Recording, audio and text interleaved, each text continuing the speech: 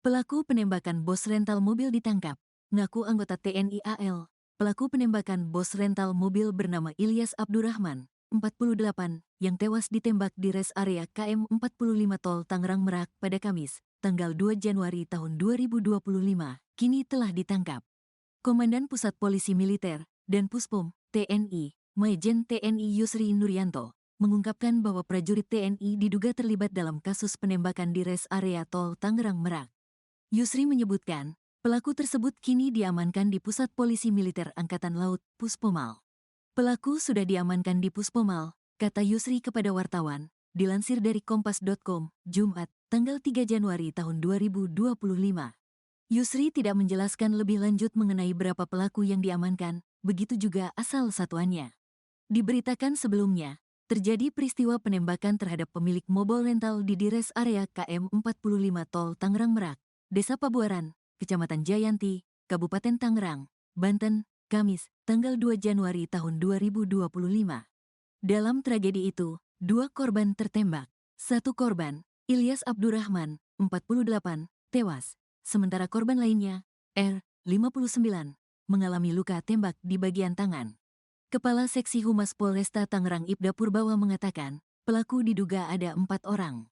Ada beberapa yang sudah dikantongi, cuma belum bisa kami sampaikan. Yang pasti kasat lagi di lapangan lagi proses penangkapan, ujar Purbawa saat dikonfirmasi, Jumat, tanggal 3 Januari tahun 2025. Keempat pelaku ini mengendarai 2 mobil saat terjadinya peristiwa penembakan tersebut yang menyebabkan ia, 48, tewas dan RM, 60, luka berat. Polisi juga telah memeriksa 7 saksi, yakni 4 orang yang berada di TKP dan 3 orang dari keluarga pemilik rental yang ikut saat kejadian. Sebelumnya, Kasat Reskrim Polresta Tangerang, Kompol Arifin Yusuf mengatakan, pelaku diduga menembakkan 5 peluru ketika mobil yang ia kendarai dikejar oleh korban dan 7 temannya. Dari hasil olah TKP, polisi menemukan barang bukti berupa 5 selongsong peluru 9 mm merek Luger dan 1 unit mobil warna oranye.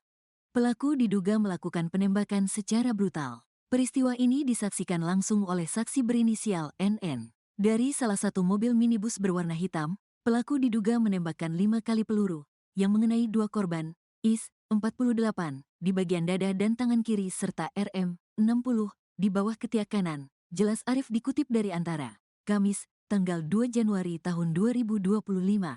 Salah satu pelaku penembakan mengaku sebagai anggota TNI saat dikejar oleh korban di wilayah Saketi, Kabupaten Pandeglang.